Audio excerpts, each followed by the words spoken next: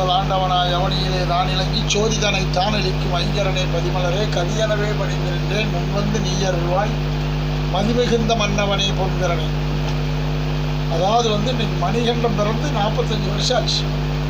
45 என்பது நல்லது. என்ன காரணம்னா 9ஆம் நம்பர். என்ன நம்பர்? 9ஆம் 4 ஒரு 5 9.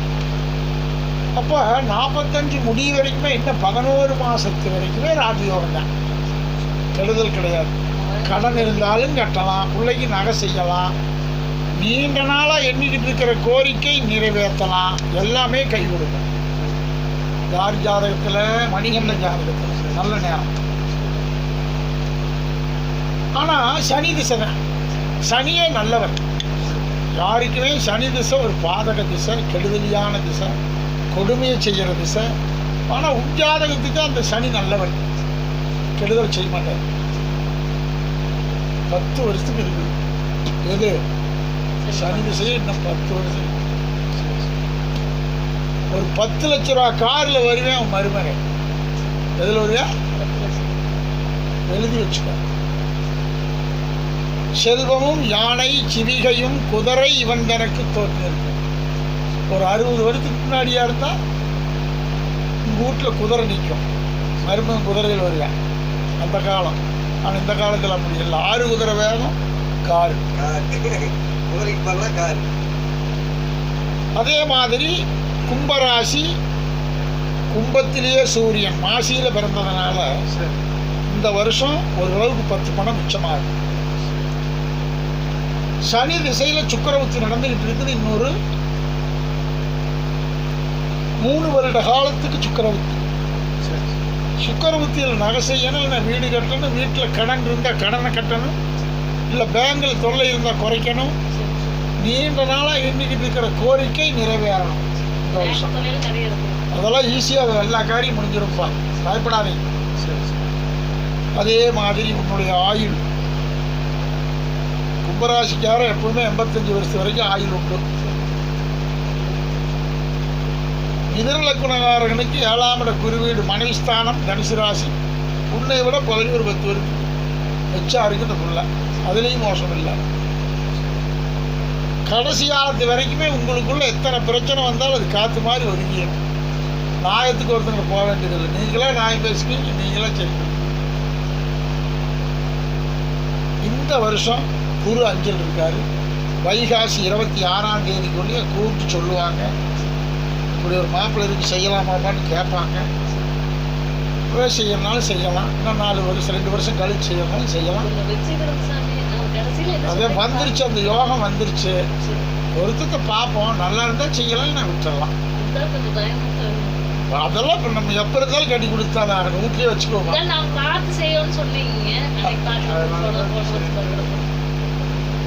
அதே கையில் குறிப்பு இருக்கு, பார்த்தானே செய்ய போகிறோம், பார்க்காம பெரியவங்களுக்கு நல்லா பார்த்து செய்யணும். எங்களை செய்கிற இல்லதே பார்த்துடல, அதை இருக்குதுல்ல.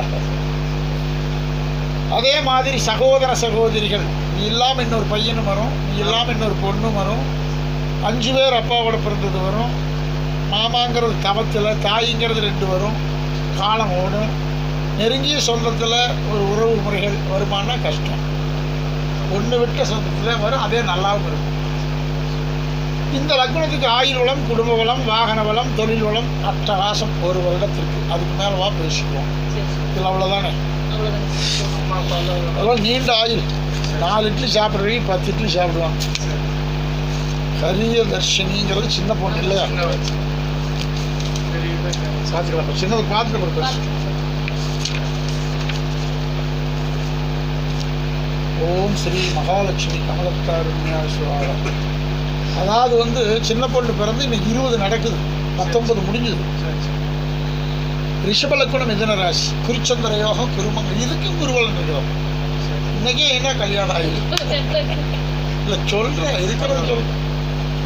சூரிய திசை திரிகோணஸ்தானத்தில் அமைஞ்சதுனால சூரிய புத்தி இப்போ நடக்குது. சனி திசையில் சூரிய புத்தி. சனி நல்லவரா கெட்டவரானா கண்டிப்பாக நல்லவர். அதெல்லாம் பள்ளத்திலாம் கொண்டு விட மாட்டார். எதை வேணாலும் சாதிக்கலாம். 2க்கு அதிபதி சந்திரன் இல்லை, 6ஆம் இடத்துக்கு குரு இல்லை. படித்து முடிக்கவே வேலை வந்துடும். விட்டு அதை ஒன்றும் சொல்ல வேண்டாம். காரியம் சக்ஸஸ் ஆயிரும். உங்கள் கஷ்டமெல்லாம் நிவர்த்தியாகும். மனசு போட்டு புருஷன் கொஞ்சம் உழட்டிட்டு போயிடக்கூடாது. நல்லா இருக்கிறவங்க நான் கேட்குறப்பெல்லாம் நீங்கள் 2 பேரும் என்ன சொல்லுங்கள், நல்லா இருக்கிறவங்க அப்படின்னு சொல்லணும். அந்த மாதிரி யோகம். தகப்பனு மட்டும் வண்டி வாசியில் போகிறது, இந்த பிள்ளையும் வண்டி வாசியில் போகிறது சூதானமாக போகணும். ஒரே திசை நடக்கக்கூடாது. நடந்தால் திடீரென்ற விபத்துக்கள் வந்துடும். அது கொஞ்சம் பார்த்து நடந்துக்கிட்டீங்கன்னா போகும். பக்கத்தில் சனீஸ்வரன் கோயிலேருந்து ஒரு அர்ச்சனை பண்ணிக்குவாங்க. நல்லது. இதில் தாய்ஸ்தானத்துக்கு 4ஆம் இடம் சூரியன் சுக்கரனும், தாப்பாஸ்தானத்துக்கு 9ஆம் இடம் சனி, லக்னத்துக்கு 3ல் சகாயஸ்தானத்தில் இருக்கும்போதுலாம் கெடுதல் வரலாம். 2 பேர்த்துக்குமே நீண்ட ஆயும். அரசு வேலைக்கு போகிறது உறுதி. திருமணத்துக்கு முன்னையே வேலை வந்துடும். வேலை வந்த வரைக்கும் அந்த பிள்ளைக்கு கல்யாணம் ஆகும். வேற என்ன அட்டகாசம் வேலை. அரசு வேலைக்கு போயிடும். அது திருமணத்துக்கு பிறகு தானாகவே ஆப்பாயிடும்.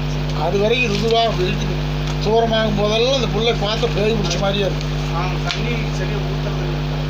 அதைத்தான் சொல்லுது. அது ஒன்றும் பண்ணாது. இந்த டைம் முடிட்டு வைகாசி 26ஆம் தேதிக்கு மேலே குரு வக்கரகதி ஆகும்போது ஆட்டோமேட்டிக்காக உடல் உறுப்புகள் அனைத்திற்கும் நல்ல வேலை செய்யும். அது வரைக்கும் ஏதோ ஒரு இருள் சூழ்ந்த மாதிரி தான் இருக்கும். பார்த்தாலே பிள்ளையாடு தெரியாது, மூஞ்சி இருட்ட மாதிரி இருக்கும் ஒரு சில டயத்தில். அது காரணம் நம்ம நினைப்போ பேய் கொண்டதே வந்துட்டு, அதெல்லாம் எதுவும் கிடையாது. உடலில் கோளாறு, திசையில் கோளாறு. அதிகமாக அந்த பிள்ளைக்கு என்ன பண்ணணும், பனங்கருப்பு வாங்கி வச்சுக்கணும். வாரத்தில் நம்ம ஒருக்கா காப்பி குடிச்சா அந்த பிள்ளைக்கு டெய்லி காலையில் குடிக்குமானா அப்புறம் இதே கதி தான். இப்போ இருக்கிற கதி தான். எது பிரியா காப்பி குடித்தா எல்லாரும் தாட்டம் மாதம் 28ஆம் தேதினா வாசலில் இருந்துக்கலாம். இல்லை நம்ம உள்ள காப்பி குடிக்காதுன்னா அப்புறம் 40 நாளைக்கா பனங்கருப்பி. ஆமாம், பனங்கருப்பி கண்டிப்பாக தொடர்ந்து சாப்பிட்டு வரணும். வாரத்தில் ஒரு நாளைக்கு சாப்பிட்டுக்கலாம். காப்பி வச்சு கொடுத்துட வேண்டியதான். எல்லாரும் குடிச்சிக்கலாமே இல்லையா? நான் ஒரு ஆள் தான் காப்பி குடிக்காது. என்ன கருப்பி போட்டு செய்கிற வியாபாரம் ஏதாச்சுன்னா டேஸ்ட்டாக ஸ்வீட் சாப்பிட்ற மாதிரி கூட பண்ணிக்கலாம். சரி, காப்பினா ஈஸி. டெய்லி ஒரு அரை வெட்டுக்கு கொஞ்சம் கம்மியாக ஒரு கட்டி உடைச்சி 4ஆக உடைச்சி ஒரு பங்கு இந்த புள்ள டெய்லி ஒரு சாப்பிட்டு 5 நாளைக்கு சாப்பிட்டுச்சுன்னா 27ங்கிறது 25லேயே சாப்பாட்டில் தட்டி போட்டு கூட்டினாலும் ஒரு கணக்கு சாப்பிட்டு. அதாவது வந்து சந்தியா பிறந்து 22 நடக்குது. இப்போ 21 வருஷம் முடிஞ்சு 20 நாள் ஆச்சு. இதனுடைய லக்கணம் வந்து தனுஷ லக்கணம். இதனுடைய ராசி வந்து மேச ராசி, 7ல் சனி. இது என்ன சொன்னாலும் சரி, கட்டிக்கன்னு சொன்னால் கட்டிக்க, வேண்டாம்னா வேண்டாம். இது சொன்னதுதான் சட்டம். இது என்ன நினைக்குதோ அதன் பிரகாரம் நீங்கள் நடந்துக்கிறது நல்லது. குறுக்க சொல்லக்கூடாது.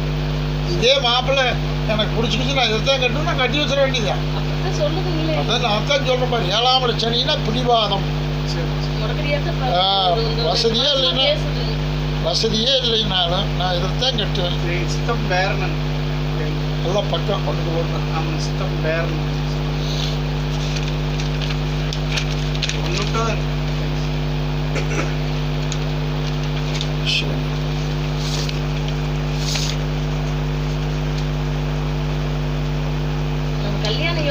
ஏன் ஜாமி இது என்னப்பா 2 ஒரே நட்சத்திரம் வருது? இது கோயிலில் தான் போக கேட்போம். சோசியத்தில் நம்ம இந்த ஆகாது. சும்மா நம்ம சைவத்துக்கு செய்கிறதில்ல. நாளைக்கு ஏதாவது சொன்னோன்னா நீங்கள் தான் சொல்ல. நான் போய் செய்யுங்கன்ட்டு நான் பாட்டி குடிச்சிருந்துங்க. நாளைக்கு கல்யாணம் வச்ச வர குழந்தைகள் இல்லாமல் போயோ அல்லது அவங்களுக்குள்ள ஒரு ஒற்றுமை இல்லாமையோ திடீரென்ற மனஸ்தாபங்கள் ஏற்பட்டால் என்ன பண்ண முடியும்? யார் கையில் இல்லை, அது கையில் தான் இருக்கு. அதனால இதை வந்து என்னுடைய கணிப்பில் வரல. ஒரே நட்சத்திரம், ஒரே ராசி, ஒரே மிருகம், ஒரே கணம், ஒரே கயிறு எப்படி செய்ய சொல்லும். வேண்டவே வேண்டாம். அடுத்த கேள்வி என்ன? இது ஆகாசாமியோ இப்போ சொன்னது தான். அந்த பிள்ளைய கட்டிக்கிறோம்னா கட்டிட்டு போயா பின்னாடி வர்ற நல்லது கெட்டதை எங்கள்கிட்ட சொல்லப்படான்னு சொல்லு. அதை தவிர வேறு வழி இல்லை. தப்பு இது, சரியான தப்பு. முருகம்